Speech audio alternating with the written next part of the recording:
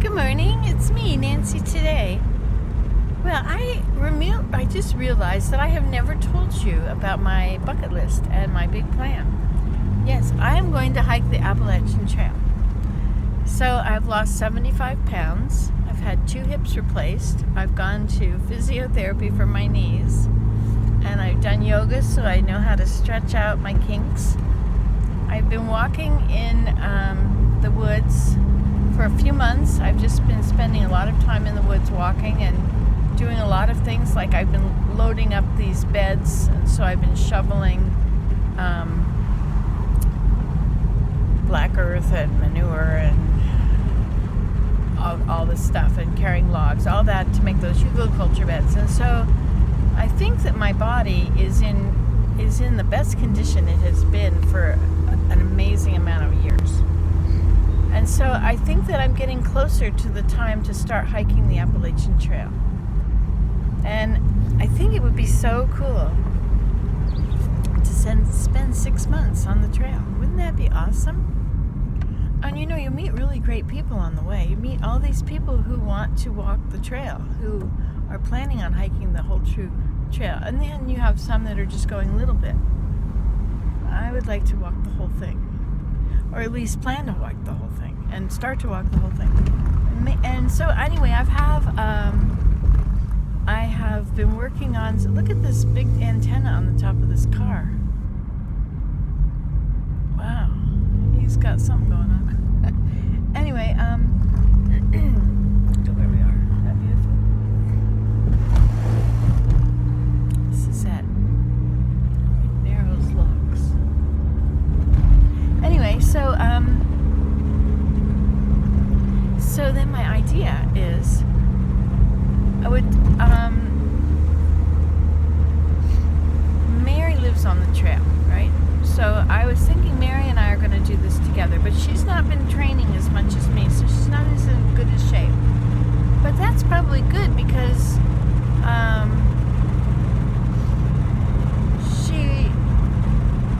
I go slowly. And so I go slowly because I don't want to put my knees out. I don't want to step wrong and hurt my back, or, I'm careful. I don't want to fall. So I think that it'd probably be good that Mary is not a fast walker, because I don't want to have to keep up with anybody. I'm thinking I just want to walk it by myself. Because there's so many people along the trail. Like, it's a community, right? There's through hikers, there's section hikers or something, and people end up with a trail name. And I would like to eat off the trail. I would like to be able to forage as I go, to know enough about the plants. So I guess in that case, I'm not quite ready.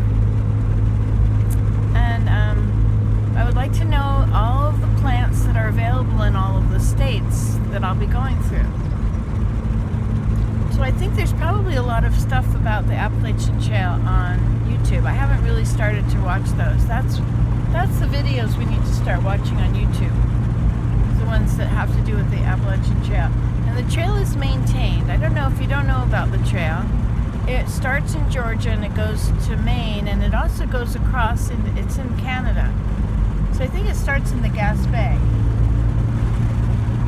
So, it might be fun to just go up to the Gaspé and walk from there, and then you're in Canada for a long time until you get to Maine. And my cousin lives in Maine. You can stop and see my cousin, depends on, well, with cell service now, right? You can call anybody. Probably make videos on the trail. Wouldn't that be fun? That would really be fun. Of course, that would be in the U.S. if I go down there, and I'm in Canada. Anyway. So I think I should start actually walking in a straight direction for a long time. So, like, there are trails in this area. There's a Cataraqui Trail near Kingston, and there's the KMP Trail. Wherever they take out a railroad is a trail. And, if you ever rode on a train, did anybody ever go riding on a train back in the day? Well, the trains are like in Jamaica. There's a train. We went to the Blue Mountains, and there's a train that goes across the island. And so it was really cool because you see a part that you don't see from the road. you're right on the edge of lakes and places where it's a lot of trouble to get to with the road, but a train, it wasn't so hard. You could just go through the forest or alongside the forest at the edge. But anyway, so they're now trails. A lot of people bicycle ride them and such, but I should probably hike them. So when we walk the AT, I would like to leave the car. If we started, well, whatever. We start one place. We leave a car at one end, and we put the car at the next intersection where the trail crosses the road. That way, if we have any kind of emergency, if we we get cold or wet and we really need to get dried out and it's not possible, if we can just get to the next crossroad, right, then we can do all that. But I think all those things are possible. You can make campfires along the trail, can't you? There's camp areas. There's certain designated campgrounds. And I guess they're far enough apart that it's like a day's hike or something. It'd be nice if they have them like half a day's hike. Then you could make a day going slow and still a place to stay. And I was thinking now I need to stop and rest, and logs don't do it for me. I get a terrible pain across the middle of my back or the shoulder blades. So, but if I have something I can lay down on the ground, I have to have a lot of bug spray because there's ticks. I don't want Lyme disease. Lyme disease is not worth anything that you do. Anyway, so, what's all this?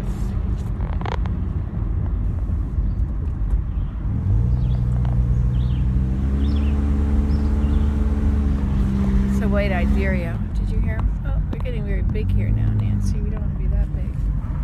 Oh, that was a market, Willem. Can we stop? No. Okay. Time. I mean, they might have fresh vegetables. Oh, the new general store. Okay, so I was talking to my family about it. Like, nobody thinks I should do this. Everybody thinks I'm old and silly. On account of my white hair, and on account of their adults. Once your kids become adults, then you're obviously very old. That's okay. So, the first lady that ever walked the trail, I'm not sure, was,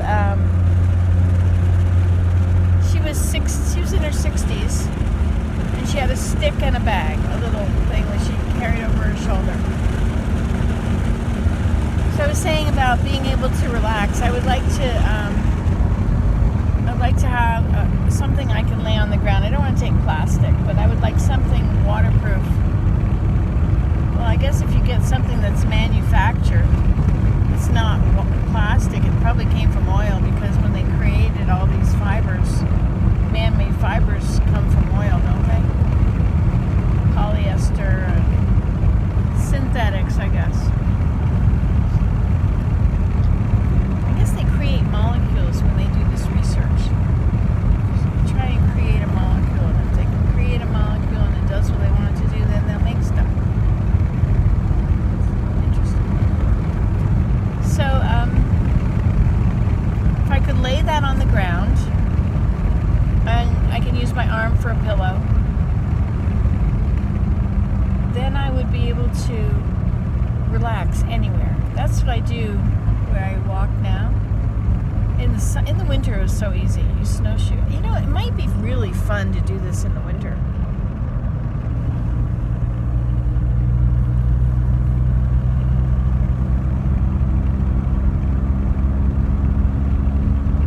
I would love snowshoeing.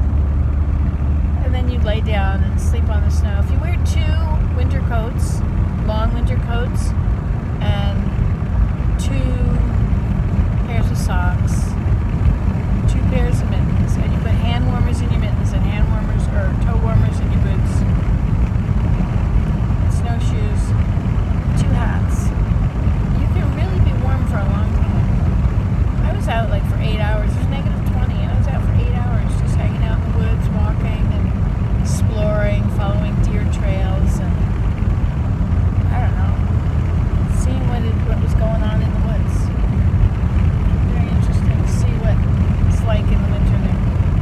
anyway, so I think that it's going to be really fun. Like when I was on the Taku trip, we rafted down. It was with the River League expedition. It was out of Vancouver, and we flew up to Juneau, Alaska, and then we rafted down. We started on the Chesley, and then it went into the Nolin and the Inkling.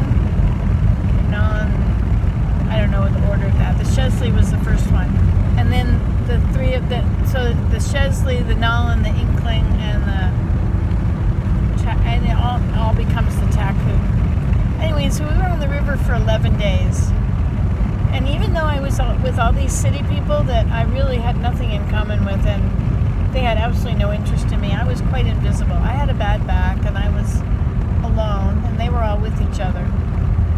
Anyway, so it was kind of a lonely trip, but it was what it was. But when I got off of that trip, the 11 days, whenever I was alone on that trip, I was not lonely. Okay, if I was alone in my tent, if I was alone for a walk, or wherever I was, if I was alone, I was completely content. I had no need of anything. Or if I was in the midst of a group, I was kind of felt old and fat and uninteresting, and you have all this crap that goes on in your head, your relationships with people. Anyway, so 11 days being in the woods and on the river, it affects you. It gives you something.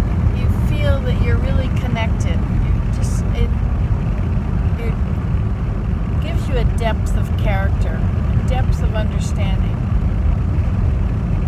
And although that was a gourmet trip, they brought along this freezer in it was an ice box, right? But they had all this frozen meat in there, and what a trip! It was gourmet cooking every night. They made brownies and cakes, and it was quite the gourmet experience. It was glamping, right? But we would camp on alluvial plains in the middle of the river, because that way the bear couldn't get us. And we would very often put our tents on bear prints, or there were moose prints that were bigger than the length of my hand. That was like from the wrist to the tips.